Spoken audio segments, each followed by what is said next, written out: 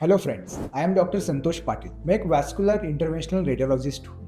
As a vein specialist मैं अपने OPD में एक पैटर्न बार बार देखता हूँ। वेरिकोज वेन्स के काफी पेशेंट्स एक ऐसी कॉमन मिस्टेक करते हैं जो उनकी रिकवरी को डिले कर देती है या अननेसेसरी कॉम्प्लिकेशंस तक ले जाती है। ये मिस्टेक ट्रीटमेंट से ज्यादा टाइमिंग से जुड़ी हुई है। इस वीडियो में मैं आपको सिंपल लैंग्वेज में समझाऊंगा कि ये मिस्टेक क्या होती है और इसे अवॉइड करना क्यों जरूरी है। वेरिकोज वेन्स एक स्लोली प्रोग्रेसिव डिसीज है, मतलब वेरिकोज वेन्स की बीमारी कई सालों से धीरे धीरे बढ़ती है। वेरिकोज वेन्स क्यों होते हैं ये हमने हमारी बाकी वीडियोस में डिटेल में एक्सप्लेन किया है।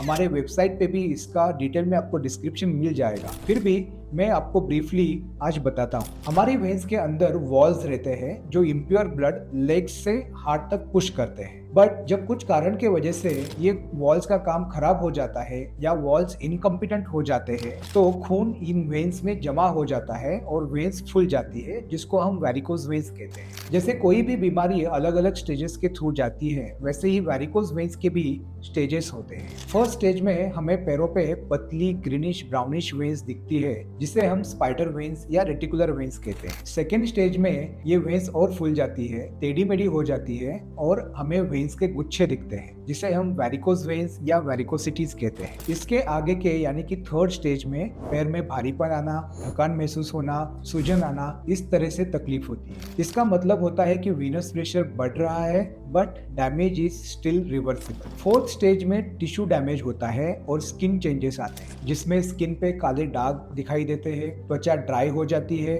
और इचिंग आता है। इसको हम वेरिकोज एक्जिमा कहते हैं। इस स्टेज में कुछ लोगों की स्किन हार्ड हो जाती है और पैर उस एरिया में सिकुड़ जाता है जिसे हम लाइपोडर्मेटोस्क्लेरोसिस कहते हैं। फिफ्थ स्टेज में छोटे अल्सर्स होते हैं और सिक्स स्टेज में बड़े अल्सर्स होते हैं जो नॉर्मल ड्रेसिंग या एंटीबायोटिक्स खाने से ठीक नहीं होते हैं। इन अल्सर्स को हम वीनस अल्सर्स या वेरिकोज वेन अल्सर्स कहते हैं। The mistake that most of the patients make is that they wait till the last stage. Skin damage और अल्सर्स होने तक पेशेंट्स ट्रीटमेंट के लिए नहीं आते हैं। From medical point of view, initial stages में ट्रीटमेंट सेफ होती है, सिंपल और इफेक्टिव भी होती है। फाइनल स्टेजेस में ट्रीटमेंट पॉसिबल है बट रिकवरी प्रोलॉन्ग रहती है। जब मैं मेरे ओपीडी में पेशेंट्स के साथ बात करता हूँ तो मुझे कुछ कारण सामने आए जिसके वजह से कई सारे पेशेंट्स इनिशियल स्टेजेस में ट्रीटमेंट्स के लिए नहीं आते। पहला कारण होता है जिसमें पेशेंट्स को ये बीमारी के बारे में जानकारी नहीं। ये सारे प्रॉब्लम्स वेरिकोज वेन्स के वजह से है, ये इनको समझ में नहीं आता है। दूसरा कारण होता है कि पेशेंट्स को पता होता है कि ये वेरिकोज वेन्स है, लेकिन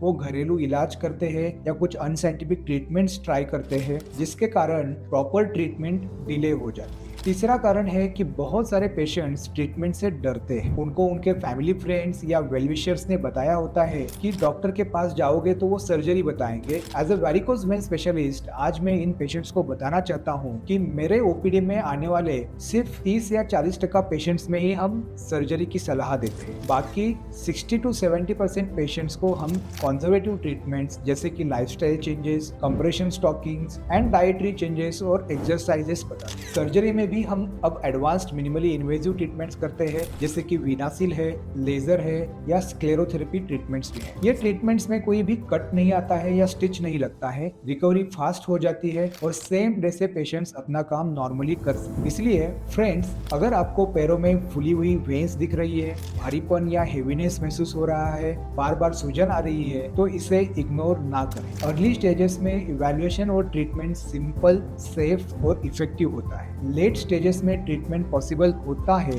लेकिन रिकवरी नेचुरली ज्यादा टाइम लेती है। सही डिसीजन का मतलब हमेशा सर्जरी ही नहीं होता है। सही डिसीजन का मतलब होता है सही टाइम पर स्पेशलिस्ट से कंसल्ट करना। और अगर आप चाहते हैं कि मैं वेरिकोज वेन्स के किसी स्पेसिफिक एस्पेक्ट पर और डिटेल में बात करूं तो कमेंट्स में जरूर बताइए।